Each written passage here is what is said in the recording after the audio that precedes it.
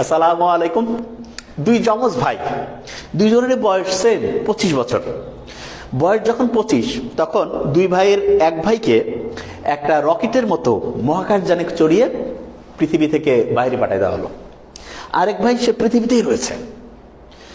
50 বছর পরে ওই রকেটে করে যে মহাকাশযানে পৃথিবী পার দিয়ে চলে গিয়েছিল অন্য জায়গায়, সে ফিরে আসছে। ফিরে এসে দেখে যে ভাইয়ের বয়স 25 ছিল, সে পৃথিবীতে যে ছিল সে 50 বছর পরে 75 বয়সের বুড়ো হয়ে গিয়েছে। আর 25 বছর বয়সে যে ভাই গেছে, সে ঠিক 25 বছরের তরুণী আছে। এটা কি সম্ভব? এটা সম্ভব কিনা সেটা বুঝতে গেলে আমাদের কোরআনের একটা কথার দিকে আগে তাকাতে হবে। কোরআনে 70 নম্বর একটা সূরা আছে, সূরা মারিস। সেখানে একটা অসাধারণ কথা আছে যে ফেরেশতা এবং রূহ এইটার উদ্ধারণে, আল্লাহর কাছে আরোহণে একদিন টাইম লাগে, একদিন। কিন্তু সেই একদিন পৃথিবীর যে হিসাব, সেই হিসাব অনুযায়ী 50,000 বছরের সমান। এখন অনেকের মাথায় একটা প্রশ্ন আসবে যে একদিন ওইখানকার হিসাব পৃথিবীর 50,000 বছরের সমান, এটা কিভাবে সম্ভব? এইটা বোঝার জন্য আইনস্টাইন একটা অসাধারণ থিওরি দিয়েছে। সেই থিওরিটার মূল কথাটা কি আমরা একটু বুঝি। মূল কথাটা হচ্ছে, আমরা নর্মালি কি জানি যে 10টা বাজে, এখন 1 ঘন্টা পর হয়ে যাওয়ার কথা 11টা, ঠিক তো? এটি আমরা নর্মালি জানি। কিন্তু ইন্টারেস্টিং জিনিস যে একটা মানুষকে যদি একটা ধরা যাক যে রকেটের মধ্যে ভিতরে ঢুকানো যায় এবং সেই রকেটটা যদি আলোর বেগে দৌড়ায়, কিসের বেগে? আলোর বেগে দৌড়ায়, তখন যতক্ষণ সেই রকেটের মধ্যে সে থাকবে, সমস্ত আলোর বেগে দৌড়ার কারণে সেই রকেটের মধ্যে থাকা অবস্থায় তার কাছে সময়টা শূন্য হয়ে যাবে। তার মানে কি? তার মানে রকেটটা যদি আলোর বেগে 1 ঘন্টা চলে, 1 ঘন্টা পরে পৃথিবীতে 11টা বাজবে, কিন্তু সেই রকেটের মধ্যে সেই 10টা মানে 10টাই থাকবে। এমনকি এই রকেটটা যদি আলোর বেগে 1 বছরও চলে, 1 বছর পরেও সেখানে বয়সটা, যার যে বয়স আছে সেই বয়সে থাকবে। এবং খুব ইন্টারেস্টিং জিনিস, যদি এরকম করে সে 50 বছর চলে, পৃথিবীতে কিন্তু 50 বছর যে আছে, 50 বছর ঠিক চেঞ্জ হয়ে যাবে। কিন্তু একটা রকেটের মধ্যে কেউ ঢুকে যদি সেটা আলোর বেগে চলে, 50 বছর পরেও তার বয়স কত হবে? ওই আগের শুরুতে যেটা ছিল সেটাও 1 সেকেন্ডও বাড়বে না। তার মানেটা কি? তার মানে হচ্ছে, আল্লাহ যে ওই যে কোরআন শরীফের মধ্যে আছে যে বেহেশতে যখন মানুষ যাবে, তখন হচ্ছে মানুষের যে একটা বয়স থাকবে, সেই বয়সের পরে কেউ আর বুড়া বুড়ি হবে না, সারা জীবন তরুণী থাকবে। এটা কি সম্ভব? অবশ্যই সম্ভব। এটা এখনকার সায়েন্স দিয়ে, আল্লাহ কিভাবে করবে এটা আমরা জানি না, কিন্তু এখনকার সায়েন্স দিয়ে এটা পসিবল। যে আমরা যে পৃথিবীতে আছি, এই পৃথিবী কিন্তু প্রতি সেকেন্ডে 29.76 কিলোমিটার প্রতি সেকেন্ডে ঘুরতেছে। কিন্তু আপনি কিন্তু মনে করতেছে স্থির আছে, কিন্তু না। কেউ যদি পৃথিবীর বাইরে যায়, যে যদি পৃথিবীকে দূর থেকে দেখে, দেখবে যে প্রতি সেকেন্ডে এই বেগে সে ঘুরছে, কিন্তু আপনাকে আমাকে কিন্তু মনে হচ্ছে স্থির আছে।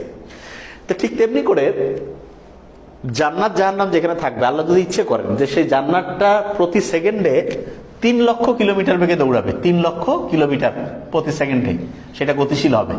আর অনেকে মনে করতে পারে যে এত বেগে দৌড়াইলে তখন আমরা হচ্ছে যে ওইখানে স্থির থাকতে পারবো কিনা। দেখেন, এটা আল্লাহ কিভাবে করবে আমরা জানি না, কিন্তু আমরা যতদূর এখন পর্যন্ত আবিষ্কার করছি সেটাতে বোঝা যায় যে আলোর বেগে যদি একটা জিনিস চলে, তখন সেই জিনিসের ভিতরে যারা যারা থাকবে তাদের বয়স 1 সেকেন্ডও বাড়বে না, 1 সেকেন্ডও না।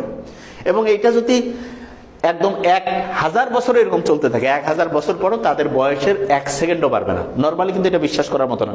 সবাই জানে যে সময়কে সবসময় হচ্ছে গতিশীল হচ্ছে, সময়কে কেউ ধরে রাখতে পারবে না। কিন্তু সময়কেও কেউ ধরে রাখতে পারবে এইভাবে, কেউ যদি আলোর বেগে চলে, তখন সময়টা তার কাছে স্থির হয়ে যাবে। বিলিভ মি, খুব সহজ করে বললাম।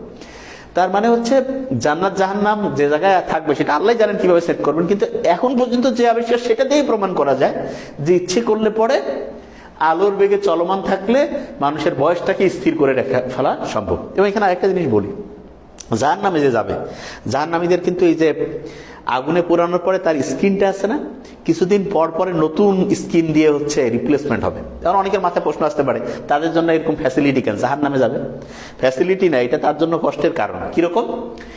আপনি শুনলে অবাক হবেন যে কারো যখন স্কিন পুড়ে যায়, আমাদের যে হচ্ছে রিসেপ্টর আছে না, পেইন রিসেপ্টর, কষ্ট যে আমরা পাই, সেটা এই স্কিনের মধ্যে থাকে, প্রথম এবং দ্বিতীয় স্তরের মধ্যেই। তা কোনো কারণে একজনের হচ্ছে স্কিনটা একদম পুড়ে কয়লা হয়ে গেল, তারপরে যদি তার স্কিনটা চেঞ্জ না হতো তাহলে তার ওই কষ্টটা সে অনুভবই করতে পারতো না। এই জন্য একবার কয়লা মানে একবার পুড়ে যাওয়ার পরে সেটাকে আবার নতুন করে রিপ্লেস করা হবে যাতে করে সে কষ্টটা পায়।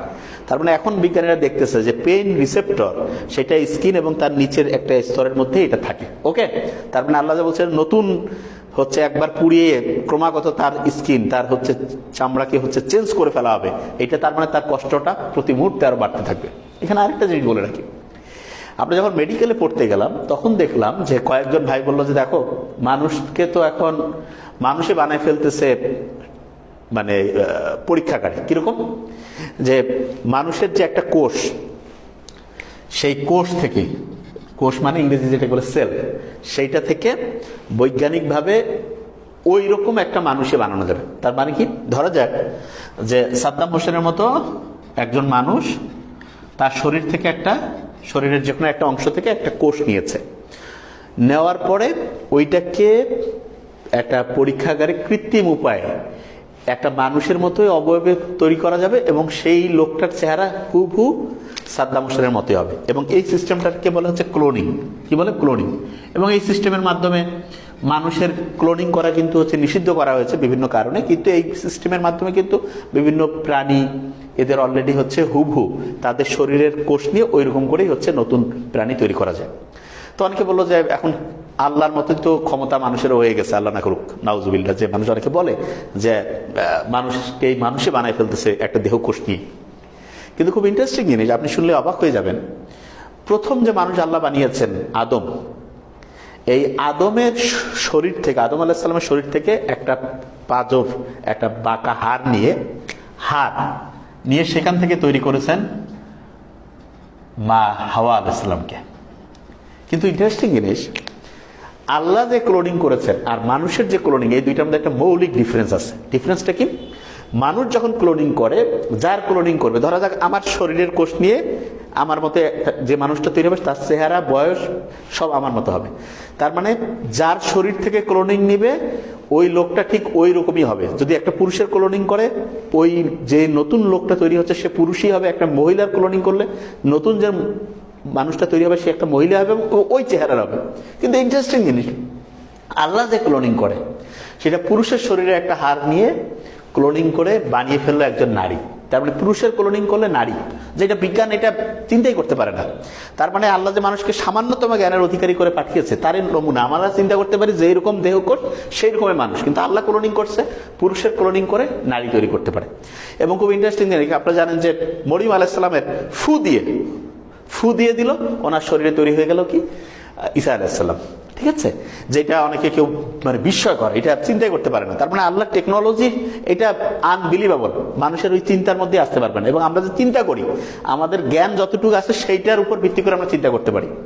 আমাদের গোটা মস্তিষ্কটা যদি হয় হচ্ছে হার্ডওয়্যার, এর মধ্যে যে ইনফরমেশন আসে সেটা সফটওয়্যারের ভিতরে যেই তথ্য আছে সেইটার উপর ভিত্তি করে আমরা নতুন চিন্তা করতে পারি। ওইটার মধ্যে মানে হচ্ছে পারমিটেশন, কম্বিনেশন, বিন্যাস, সমাবেশ বিভিন্নভাবে চিন্তা করতে পারি।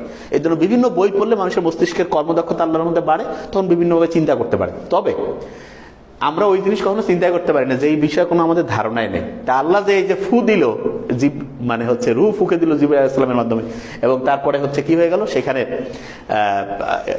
মরিয়ম আলাইহিস সালামের ক্লোনিং করে হাওয়া মানে কি বলো কি পেয়ে গেলাম ওরা, ঈসা আলাইহিস সালাম। তার মানে যে নারীর ক্লোনিং করে পেয়ে গেলাম পুরুষ, আর পুরুষের ক্লোনিং পেয়ে গেলাম নারী। এখন যে জিনিসটা আমরা যেতে যাচ্ছি সেটা হচ্ছে আমরা যে সময়কে মনে করি সব জায়গায় সেম, ব্যাপারটা মোটেই এরকম নয়। ওই কোরআনের মধ্যে আছে যে মানুষের কিয়ামতের দিন মনে হবে যে পৃথিবীতে এসেছিল মাত্র 2 মিনিটের সমান, মানে ওইটা টাইমের হিসাবে, ওইটার একদিনের সমান মনে হবে কিছুই না, কোনো টাইম এসেছিল না, পৃথিবীতে এত অল্প সময় এসেছিল। এটা কি সম্ভব? অবশ্যই সম্ভব। কি কারণে? কারণ সময় সব জায়গায় সেম নয়, সময়টা গতির উপর নির্ভর করে, গতি।